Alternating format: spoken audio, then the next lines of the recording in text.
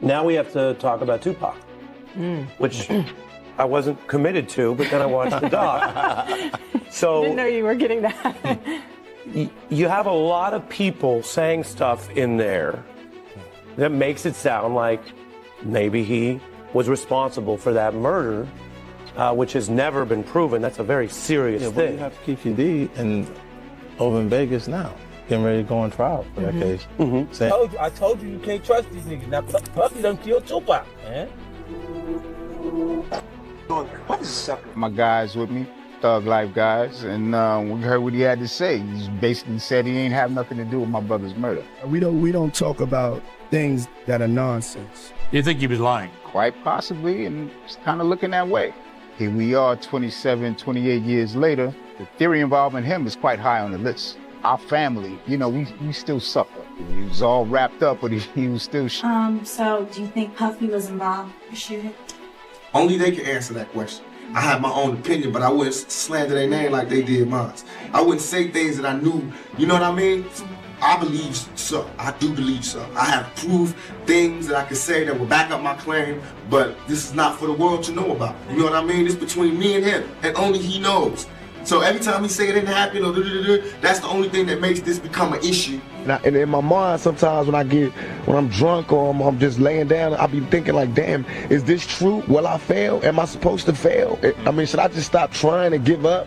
But then I'll be like, nah, hold on. That's exactly what they waiting for me to do, is to just say, this is too much, I can't take it and give up. So now it's a fun little game that I cry at sometimes, I laugh at sometimes, I smile, I have good times and bad times, but it's a game. It's this game of life. Do I win or do When 50 Cent publicly revisited Tupac Shakur's death, a long, silent conversation across hip-hop was reignited. He didn't make accusations, but his words echoed what the streets had whispered for decades, questions that were never truly answered. Known for moving carefully, 50 Cent choosing to speak now mattered because of the moment. In a culture where silence often equals survival, what does it say when a veteran finally quite breaks it? possibly, and it's kind of looking that way. Here we are 27, 28 years later. The theory involving him is quite high on the list. Our family, we still suffer. He was all wrapped up, but he was still shaking the bed. He really wanted to tell me something. I'm assuming it was something that had to do with the hit. I get the feeling quite strongly that you don't believe Diddy. I don't think you believe a word of it. It seems like he got a whole bunch of power, like absolute power. Absolute power corrupts absolutely. Heavy is the head that wears the crown. What's your message, Sean Combs? Tupac Shakur was American hip-hop's brightest light until he was shot 4 times in a drive-by attack in 1996. His death shocked the world, and Tupac's legend has only grown since his murder, along with the fever speculation about who planned it, who ordered it, and who did it. For 27 years, it was one of America's highest-profile unsolved crimes, until finally, a year ago, Dwayne Keefe D. Davis was charged. He bragged about being inside the Cadillac from which the fatal shots were fired, albeit not by him, and awaits trial as the last surviving suspect. But there are many unanswered questions and a tangled web of claims embroidering notorious figures and an infamous East Coast-West Coast gang rivalry. Many people speculate that this web entangled P. Diddy. Sean Combs is, of course, facing trial on a battery of charges, including sex trafficking and racketeering. With his alleged crimes under the spotlight, members of Tupac's family have this week hired an investigator to examine the links between Diddy and the murder. And joining me now is Tupac Shakur's brother, Mopreme. Well, Mopreme, thank you very much indeed for joining me. Good afternoon, good morning, good evening. I don't know what time it is there. It's like early evening in the UK. Are you in LA? Currently. Yeah. Shout out to all of my people across the pond. Well, it's great to have you here on Uncensored.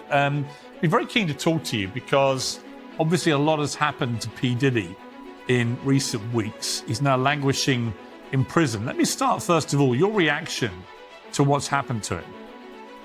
The Netflix documentary presents Tupac Shakur not as a legend frozen in time, but as a man living inside chaos, loyalty, and betrayal. It retraces his rise, his fearlessness, and the loneliness that came with power. By restoring context instead of feeding conspiracy, the series forces viewers to see how influence and paranoia shaped an entire era.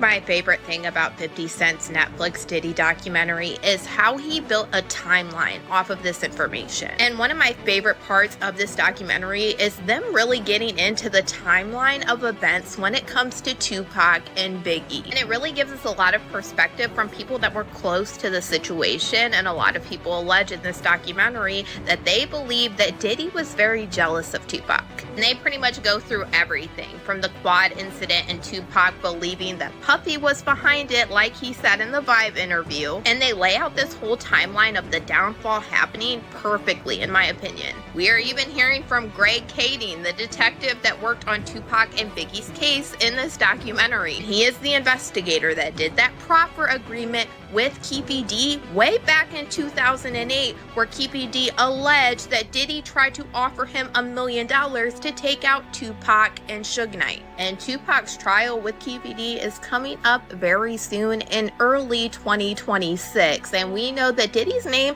has been dropped at least 200 times during these proceedings already. So this is one case that I am definitely waiting for and I am going to cover. In Keefe D's 2008 proffer agreement, he alleged that Diddy's friend Zip Martin is the one that gave him the weapon that was used to take out Tupac. And Keefe D told the investigator Greg Kading that Zip Martin had a special compartment to keep this weapon in his car that he drove to Las Vegas. And in this documentary, we have Greg Kading confirming that Zip Martin did drive the same type of vehicle that Keefe D alleged to Las Vegas this night. And then during this documentary, we heard from the former president of Bad Boy, Kirk Burroughs, who alleged during this time, Diddy had him hiring a whole bunch of people and getting cars to drive to Las Vegas. And he is now very curious into why Diddy wanted to do this. And he said, in his opinion, he now believes that Diddy was... So there was the rumor that after Pac got killed, Puffy gave Zip $1 million that was supposed to be handed over, and Zip ended up keeping it. And I remember when I interviewed TK Kirkland, who was actually roommates with Zip at one point. They were that close. He actually said, yeah. The feds said that too. He said that shit actually happened. Well, the story that has circulated was that after Tupac got killed, Puffy allegedly gave the money. I heard to Zip. Yes. And Zip was supposed to give the money to Keefe and them. Yes. But he never gave the money to him. But thank God he never gave him the money, right? Think about it. If he gave the money, Puffy will be in prison now, money for hire, a murder for hire. So thank God. It's just a true story. I'm not saying yes or no, but if he would have gave him... Without making direct claims, the documentary explains why Sean Combs continues to appear in public conversations. Journalists and former associates point out that it was his proximity to key moments, not evidence, that kept his name circulating for nearly 30 years. By refusing to oversimplify, the film lets the unanswered questions speak for themselves. It'd have been a murder for hire and Puffy would be locked up. The FBI said he's a dirty motherfucker. Yeah, and he even said that, like, in retrospect, that was probably the best thing that could have ever happened to Puffy. By Zip stealing the money, now Puffy isn't connected to that shit. Or else it would have been like a murder for hire or something, you know what I'm saying? The FBI said Zip. So the FBI told you the same he was thing. a dirty motherfucker, yeah. So the FBI told you that Zip kept that money as well. They said Zip's a dirty motherfucker. Everybody crossed you. You're the last one to know every fucking thing. Even lawyers, your friends, everybody can cross your ass. You just don't know. Even the dudes you was riding in the car with every day, like a low jack. Like, what the fuck? Yeah, well, I mean, like I said, Zip had a history of ripping people off. Yeah. He never ripped me off. Well, otherwise he wouldn't have. Did he technically do? I mean, if he kept the money that supposedly. True. So actually, he ripped you off for $1 million. Yeah. If that's what happened, yeah. They sure said it. The FBI said that. The people down, U.S. attorneys, all that, they said that. Zip's a piece. They said he's a piece of shit. But I didn't ever know that he got no money. But they said he got it. Yeah. Yeah. Well, Gene Deal said he got it too. Oh, Kirkland, really? yeah, everybody. Those close to the situation describe the East Coast, West Coast rivalry as more than music. It was about identity, money, and survival. Tupac's independence challenged existing power structures, while industry alliances hardened into personal divisions. The documentary frames these tensions as pressure, not judgment. Out of his room like that. And that's for real, for real. You understand? I'll be like, yo, when I had to, because most of the time, I would walk some of them to the door, walk them to get their cabs or whatever like that. Or, take them down the street and get their cabs and everything like that. Now you be like, I'd be laughing. I just kept a smile on my face when it came to that shit. Because I know for a fact, because he said it himself. He said, I don't know how to talk to women. I don't know how to talk to girls. You understand? I said, you don't have to know how to talk to nobody. You're a millionaire. You got it. So he was jealous of Pac because Pac ain't had to do that. Pac had that aura, you know what I'm saying? And he probably knew how to communicate with women. And most women who he talked to that said stuff, said about him. You understand? Like, and we talk about the whole incident of the Quad Studio shit. Like in the documentary, they was talking about that, right? You know what I'm saying? They talked about the Quad Studio shit.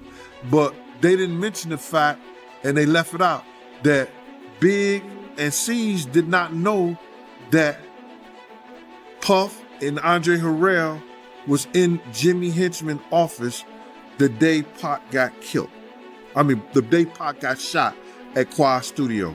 Let me repeat that again so it don't get mixed up in the whole thing. They did not mention that Andre Harrell and Puff Daddy and Jimmy Henchman were all in the office together. Puff was on the office because he was trying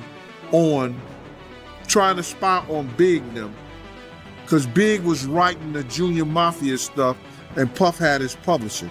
I told this to a couple of people before, I said it before, and you got people that's running with it like they knew the story in the whole 9 yards.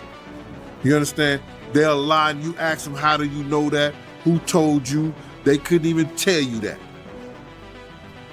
They'll tell you some lie, they did some kind of investigation, but it didn't happen like that. You understand? Puff was there to spy on Big because he had owned Big Publishing. And Big had turned around, and the same people who helped Puff get Big Publishing told Big. Tupac's family speaks with fatigue, not certainty. Decades later, they are still waiting for a process they can trust, questioning why certain names are discussed publicly but never addressed formally. Their frustration highlights a painful reality. Unresolved cases don't disappear. They grow heavier with time. It's serious like that when I don't come to Puff like that. You understand what I'm saying? Every time I told Puff something was about to happen, it happened. You understand? We had a party with ODB now. And at Luke's club, yo Puff, they about to start shooting up in this joint. How you know, Gene? Bruh, I know. In your opinion, man, do you think Biggie would still be alive if Puffy would have listened to you? I think, in my opinion, Big wouldn't have got killed that night. To say if he was still being alive, I don't know that. I don't have a time clock on somebody's life. And we know, nobody knows. God, you know, it comes to death comes like a thief in the night, man. We don't know what's going on and when it's gonna happen. But I truly believe that if Big would have stayed to his guns and not F with Puff like he was doing at first, not coming to none of the parties we was at. Did you hear what Lil C said? We wasn't even messing with Puff. We was doing our own thing. If they would have stayed with doing their own thing, maybe be still alive. Cause Big was a big star. Show me one picture out in LA, since they was going to all kind of clubs and all kind of spots and all kind of restaurants, that somebody got him with him. Did somebody got those pictures with him?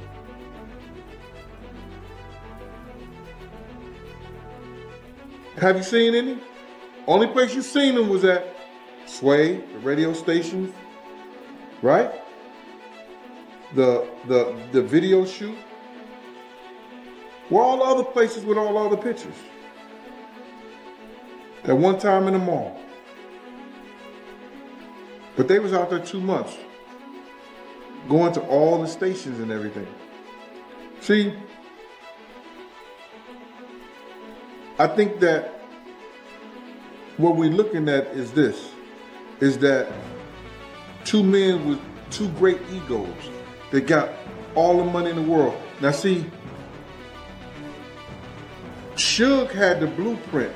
The film revisits the night of Tupac's shooting in Las Vegas with restraint, carefully laying out timelines, witness accounts, and contradictions without pushing a conclusion. It shows why investigators keep returning to the same unanswered trails and why clarity remains out of reach. Puff wanted that part too. He auditioned for that part too. You understand? People may not tell y'all that, but he auditioned for that part too. So, you know, he wanted, and then you gotta see, like, you could just go tell that the drugs had his mind so messed up, whereas that he started thinking he was Tupac. For instance, did you see that Grammy speech he did? I mean, I've seen quite a few speeches from Diddy. I don't remember. Hey, listen to the verbiage in there. He's saying the same stuff Pac was saying. Oh, wow. The same, Okay. the same. If you people go back, he's saying the same stuff with Pac. Why? Why? It's crazy. You know what I'm saying? He did have a, he disliked Pac, but he also loved him in certain things. It's a strange, weird, it's a strange, weird, I guess, relationship that they had, bro. Yeah, that is crazy, man. Cause I even interviewed Reggie, and like, Suge and Diddy were cool too. Even when their beef was going on, I heard they were still communicating and like not, I don't know, man. It was like this weird dynamic that they had. Y'all thought it was an East Coast, West Coast war.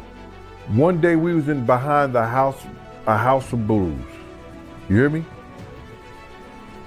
We was driving through there. We had a reporter in the car. He was either from Billboard or he was from, what's that other big magazine? Rolling Stone. It may have been Rolling Stone. He's in the car with me. Riz is on the driver's side. Riz is on the passenger side in the back. The reporter is in the middle. I'm on the driver's side in the back. You had Kenny driving, Puff is in the front. We see Suge and Tupac, right? Pac is in a white Rolls Royce convertible. Suge is in a red Rolls Royce convertible. It's about a House of Blues. Behind the House of Blues is about. Later confessions and interviews added more layers, but not resolution. Some stories conflicted with earlier statements. Others introduced new motives without solid confirmation. Like the Twilight Zone, because it's like some evil, unstoppable shit that it just won't let me go. It's just got his hands on me and it just want to see me fail. And in my mind, sometimes when I'm drunk or I'm just laying down, I'll be thinking like, damn, is this true? Will I fail? Am I supposed to fail? I mean, should I just stop trying and give up? But then I'll be like, nah, hold on. That's exactly what they waiting for me to do. Is to just say, this is too much, I can't take it and give up. So now it's a fun little game that I cry at sometimes, I laugh at sometimes, I smile, I have good times and bad times, but it's a game. It's this game of life. Do I win or do I lose? I know one day they're gonna shut the game down, but I have to have as much fun and get around the board as many times as I can before it's my turn to leave. That's for real. And that's it. That's for real. We chilling with Tupac right now. We're gonna come back with some more Tupac. We just lounging in this trailer. Me and that, at the set. All right, we'll be right back. Oh. All right. All right, man. Yep. It's funny, man, when I be looking at because I like to study. I like to watch how brothers evolve, in the shit, because you know how this business is, man. Mm-hmm. Everything is pretentious. It's just like, everybody get that one opportunity, and it's who maintains it and then making it to another opportunity that lasts. I look at the shit you've been through, dude. I sit and think about It's been career-ending shit. Yeah. Shit that the next nigga, I mean, I done had problems with the IRS, the police, the Fed, government, raid. I mean, everything that they end your career. That's how you know somebody trying to end my career. Get you. You know these are not coincidences. Yeah. I mean, because I've been on probation for shit the niggas get turned loose on. You know what I mean? I went to jail for that year, not for rape, but for touching her ass. Sexually, they couldn't even get me on shit, but touching her ass. And they put you in jail for and I'm sitting there And thinking, you know, if I go to any club, every bitch in there is grabbing me and touching me. And I went to jail for doing the same thing. And I didn't even do that. I mean, I'm saying in a mix of sex, you gonna touch her. You know what I mean? This was me and her personally. But they took that, and they blew it out of proportion. And then, you know what fucked it up is how, like, the media and shit, I mean, you look in the papers, they paint you so bad. You know what I'm saying? But the motherfuckers, they know. Stop fucking. Not only they know, go. Instead of chasing shock value, the documentary places these moments into a larger pattern, one where stories multiply instead of align. As versions stack up, certainty becomes harder to grasp. If you were Kirk Burrows, right? He told me a story about how when Tupac was in prison, he sent a letter to Bad Boy, letting them know when he get out, it was beef. Did you know about that? I knew about the letter, but I didn't know about the content of it. You understand? See, you gotta realize, Pac had people like Jada Pickett, Jasmine Guy, and it was somebody else. They was going around trying to collect money to get Pac out of jail. Nobody from Bad Boy gave up a dime. Nobody from Big Camp gave up a dime. But Big told me himself, he said, man, I was broke, I ain't had no money. I'm like, yo, nigga, nobody tell you to do a show or something? You get the door? He didn't think about it. He didn't have any guidance on that. So what got back to you when it came to the letter, even though you didn't know what the letter was about? But at that time when Tupac sent the letter to Bad Boy, what word got back to you about the letter, or did Puffy and Kirk Burrows keep it under wraps? Just take me back, man, to real time when it came to that.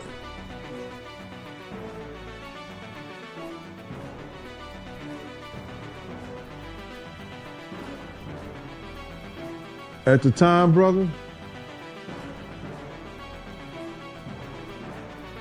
let me just say, the work that I did, my computer, all I have to do is know a person's DIN number at the time. You see the letters go out? Do you understand that? You don't see the content, you see the letters. You see the letters that come in. You see the visitors, the people who call, and the calling log. I had privilege to that information. One of the most haunting sections focuses on Tupac's final hours. Attempts to communicate cut short by medical tubes. Family members recall the unbearable weight of decisions made without clear answers. Now, when I heard about the letter, I went to look at the log. Because anything that goes out, they keep a record of it. Anything that comes in, they keep a record of it. You can't see the content of it, but you know that it happened. So I knew it to be true when it came out. As of late, Puffy, he been showing Tupac love on social media, man. Have you seen it? What you think about it? Phony and bologna on a pickle sandwich. You want me to say it again? Huh? It's phonier than bologna on a pickle sandwich. Yes, he did idolize Tupac. We all knew that. We knew that about some of the speeches he said. He said the same shit that came out of Pac's mouth.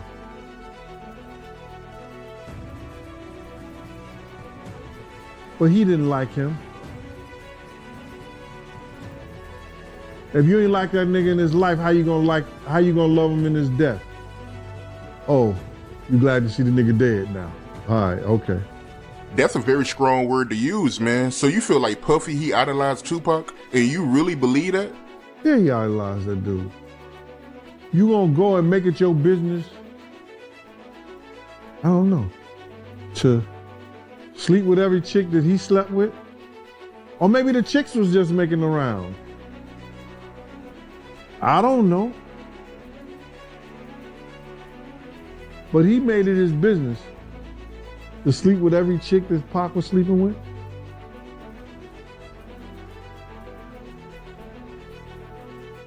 Pac was the first one that came out with that yellow and black Versace shirt. What Puff go do? I want that same shirt right there.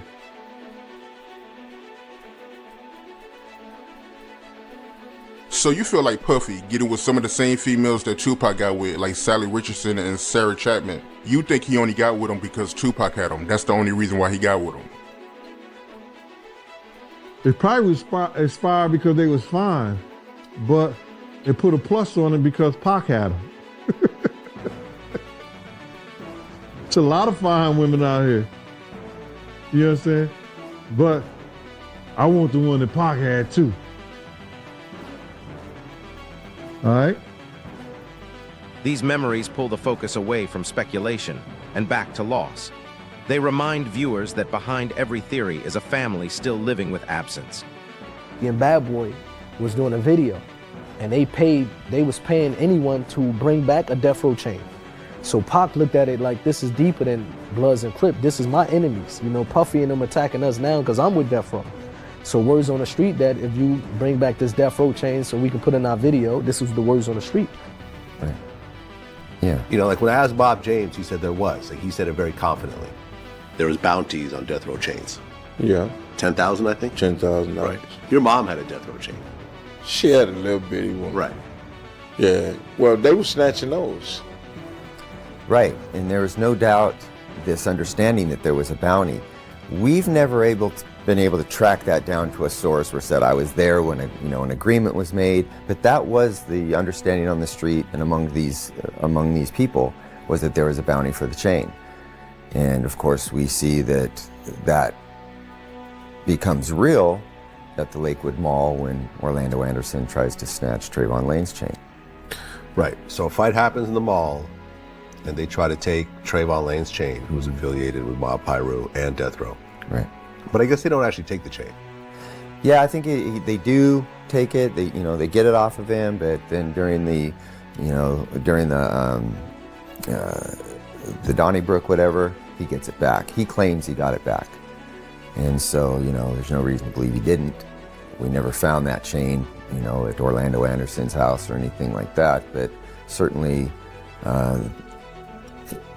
if it wasn't an attempt, then they did actually secure it and then lost it back to Trayvon Lane. And it's important to remember that this Trayvon Lane is the person directly, aside Tupac Shakur when they confront Orlando Anderson again in Las Vegas. Right, and Trayvon Lane, Orlando Anderson is Keefe D's nephew. In the end, the documentary offers no final verdict. It asks why this story refuses to rest. Netflix doesn't solve the mystery, it validates the questions. And 50 Cent's comments remind us that silence was never peace, only delay.